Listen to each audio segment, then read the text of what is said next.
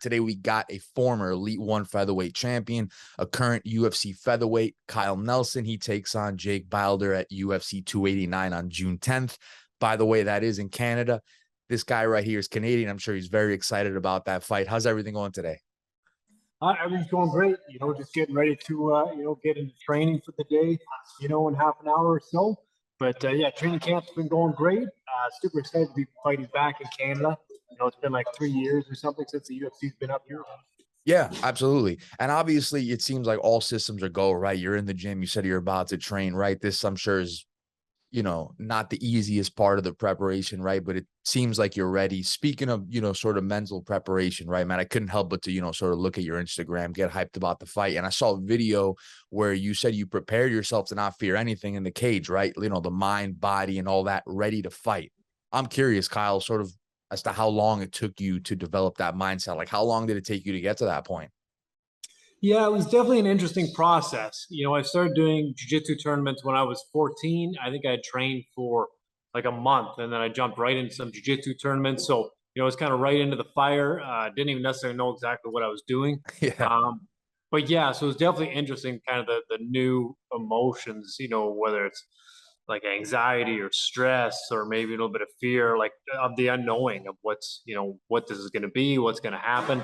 So I think, my path from starting at, jujitsu, was kind of, I think, an easier, smoother transition into the sport. And then we went to the kickboxing. So I'd already had some competition with the jujitsu and wrestling and stuff. And then going into kickboxing wasn't that big of a leap. We're just getting hit. So it's a little more intense. But yeah, and then I went into amateur MMA. So I think every step I took was, a gradual step as opposed to jumping right into pro MMA or jumping right into amateur MMA. So I feel like, physically that process was easier. And I think also mentally, having so many competitions, I did, who knows, 80 jiu-jitsu tournaments, between when I was 14 and like 19. I'd try and do 1 or 2 a month. I did 10 amateur kickboxing, 10 amateur MMA, and before I turned pro. So a ton of experience. And with all that experience, it gives me time, in the change room before the fight to kind of focus on the fight and, kind of walk myself through the fight and what's going to happen and some of the possible outcomes and different things. And I think I was just able to build, some strong resilience in my mind for, for this sport. Yeah, so kind of, I guess, trial and error, right? Getting thrown into the fire. Would you say that's kind of how you were able to develop that mindset? Yeah, absolutely. Yeah, because I never really had like a mental coach or a mind coach. Kind of getting big now, like Olympic coaches, like Olympic mental coaches and stuff. But yeah, I just kind of just went through the mud and the dirt, and got there on my own. Definitely. And of course, you're getting ready for the fight, right? In terms of preparation, right? You train with a guy like Kru Alin. Tell me what it's like working with him, man. Yeah, I mean, to have a coach with so much experience and background. I started working with Alin around 10 years ago. So I think I'd done my second pro fight. And I met him, it was Score Fighting Series way back then. I met him there. When we got talking, so I started coming down to his training or to his gym, because before that I was just up in Muskoka. Was really the only place I was training. And, I was fighting pro MMA, and there wasn't any other, even really amateur MMA fighters at the time. So Right. I started traveling down and training with him. Yeah, I mean, he's just got so much experience from being a UFC cut man to being the a UFC corner man for Shane and a bunch of other guys before me.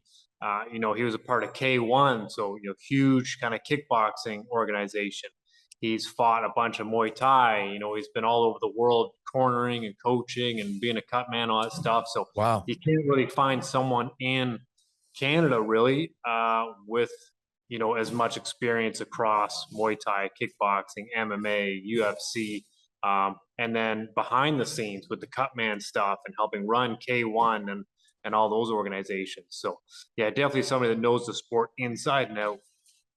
Yeah, definitely safe to say based on what you just told me. And obviously, preparing with him, I'm glad that that's going good. But in terms of just, I guess, overall preparation, right? Like the whole totality of the training camp so far, right? Because it's not over yet. How has it been for you? It's been great. Again, I got Alin, my head coach. I got Adrian Woolley, my wrestling coach. I split my time. So I'm at House of Champions, Okay. most of the week, and then I also come up to Muskoka Martial Arts. We also travel over to Niagara Top Team to work with some of those guys.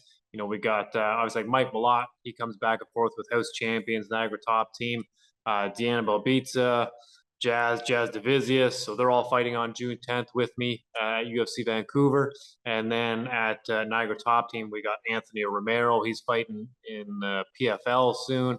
Yeah. We got Aaron Jeffries. He's fighting for Bellator. We got Josh Hill fighting for Bellator. We got Xavier Nash. He's fighting for the belt in BFL. And I think like maybe the day before my fight, I think it's June 9th or something in BC as well. So, Mhm. I mean, as far as, MMA goes, like pro MMA, I think that's kind of the room, where we all meet and get to train together. So that way, I'm working with, not just UFC fighters, but Bellator fighters, PFL fighters. I think it's kind of the best in Ontario coming together and getting better. That's great, man. It's definitely a good room, and it's nice to see you guys, sort of coming together in that area, right? It's nice to see that. I mean, together you can only go farther together, right? I mean, you can only go so far by yourself, right? It's always nice to have good assets, good people around you, right? Yeah, exactly. And I mean the MMA scene in Canada, is always growing. Mhm. It's there's only so many of us at that kind of level. So I Yeah. think it would be a shame for Canadian MMA for us not to get together and kind of build off each other. Exactly. Yeah, exactly. So look, we talked about the preparation, right? Let's talk about the actual fight, right? I mean, first and foremost, UFC 289, it's going to take place in Canada. As a fellow Canadian, I'm sure you've been asked this question a bunch of times. We got to know though, how does it feel to be fighting on home soil, man? It's the best. I enjoy traveling to, England to fight and Mexico and down all over Right. the States and Europe. And it's cool to travel and, get that experience. But, as far as, I think my best performances are always at home. There's This no is, place like where, home, right? yeah, where I'm comfortable, the travel isn't anything too crazy. Yeah. It's a little bit of time difference, but I don't know. It's definitely much more at home than traveling. So a lot more comfortable. And yeah, hopefully this time, the judges will be a little less biased, than England or Vegas there, my opinion. But Yeah, absolutely. And speaking of, the judges, right? When things like that happen, right? Like let's say your last fight, for example, right? It was a draw, right? You go to the judges, even if you're confident, you never know what could happen, right? I mean, you just brought it up. We know how they could be at times. Does that sort of affect the psyche going into like future fights? Like, do you maybe not affect the psyche, but are you thinking like, I got to get a finish or I got to be more clear cut in the overall, the overall totality of the fight? Like, how does that affect the fighter like yourself? yeah, I mean, when I was younger, like I know something like that would probably be like, oh man, I got to go in next time and go 100% right away. And then I would probably, kind of, gas myself in the first round, just trying not to get to the judge's decision. Now that I'm a little bit older, a little more mature, I'm going to take it into account. But what I'm going to do is I'm just going to add punches. I'm just going to up my punch count. I'm going to make sure, in the Doho Choi fight, again, the whole time I kind of felt like I was winning. Like in the stand up, I was hurting him, kind of rocked him in the second round there. As far as the wrestling and the jits, I almost sank a choke on him in the first round. And then again, it felt like even though there wasn't a ton happening in the takedowns, I had him down against the fence or I was holding him against the wall. And it just felt like I was in control. Like I'm sure, if the judges could have felt what it was like in the cage, you'd be like, oh yeah, like, Choi hasn't really done much offense anywhere. He's just kind of surviving. So my mindset now is like, ooh, and then they took the point. I'm like, there's no way, they took the point for the headbutt. And I'm like, well, I'm pretty sure I won round one. Round two, I thought I had again, because I rocked with that overhand right. So he got a couple calf kicks off, but I'd take 100 calf kicks if I get to punch in the chin one time, So I felt like I'd won that round, and then the third round was a little bit closer. Again, I felt like I controlled and put him against the fence, and had him. I think I took him down maybe in the third round too, but I know I definitely held him against the fence and stuff, and then he was able to get some body shots off against the fence. But I remember in the fight just saying, like, I don't even feel these, so I didn't, I was like, whatever. I don't. He can he can punch my ribs all day. It's not bugging me, but maybe the judges see that and they're like, oh wow, especially if they've never been in there and they've never fought, they may think, because maybe there's a loud slap or something, or whatever they assume there's a lot more damage or pain or something. But yeah, like that fight, I got through, without almost no injuries, and I felt great and felt like I definitely put it on him. Definitely. So it's safe to say that, maybe in terms of adjustments, it would maybe just to be to, bring the volume up perhaps? Yeah, I'm thinking that's it. Because again, sometimes when you're in there, I feel the punches I land and I feel the punches he misses when I'm just slipping and stuff. But sometimes, if I make a miss by an inch, the judge sitting 15 feet away may not see that that actually missed. Right. So, I just got to make sure when I'm making him miss and I'm countering. Sometimes I'll make him miss 3 shots and I'll land one. And in my head, I'm like, well, I'm one for nothing because he didn't land anything. But sometimes to the judges, they're like, oh, that guy threw 10 punches. Maybe none of them landed, but to them, it looks like he threw 10 punches. So they'll kind of score it for him. Now, look, speaking of Canada, right? I'm not saying that it's going to be like I don't know how the crowd's going to be, to be honest. It's always hard to predict these things, right? But do you plan on using that as motivation, the crowd? I mean, I got to expect you to get some cheers, right? I mean, do you think that that's something you can harness in that fight? Yeah, yeah, absolutely. I think, and especially with this being the first fight in Canada in a while, I've had a Wow. lot of people message First me fight in from, your career in Canada. no, first fight, I mean, for the UFC in a while. Okay. Okay. When was the Um, last time you fought in Canada? I fought the UFC May 4th in 2019. Okay. Yeah. But yeah, it's like for this fight, I've had people message me from Hamilton, from Northern Ontario, from Alberta, and they're all like, we're flying out to Vancouver to watch you fight." So That's awesome. I know we're going to be all of Canada is going to be there in that arena. So I'm very excited to be able to perform in front of them again, and put on an exciting clinic for the fans. Look, man, you're taking on Blake Bilder, right? He's undefeated, 8-0 fighter, right? However, he does have about what is it, 8 or 9 pro fights. So yeah, undefeated, but you could also say not a ton of experience, right? Now, I'm not saying you have as many fights as Alistair Overeem or something, right? But you do have more experience. You have more fights in the UFC. Do you feel like that could play a factor in this fight? Yeah, yeah, absolutely. I mean, I remember being undefeated. Even when I got to the UFC, I was 12-1. Right. So I was on fire. Um, but again, it's a different animal. I think Blake noticed that a little bit in his last fight, and that's why he was shooting so much. But lucky for him, he was able to get the decision. Yeah, I think this is obviously going to be a whole another level for him. I'm far more durable, far more technical. I think I'm going to be a lot stronger than him or any of his opponents that he's faced. So we're going to see what happens when that kind of sets in and the panic kind of sets in for him. And he's like, oh boy, how do I get out of here? How do I not get murdered by this guy?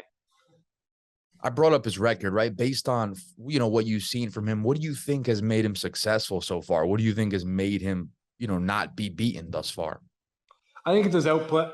I think he throws a Okay. lot of stuff, even if it doesn't land or he doesn't land with a lot of power. He's always throwing stuff. I think it kind of comes from I think he did some amateur boxing, was a Golden Glove boxer and stuff.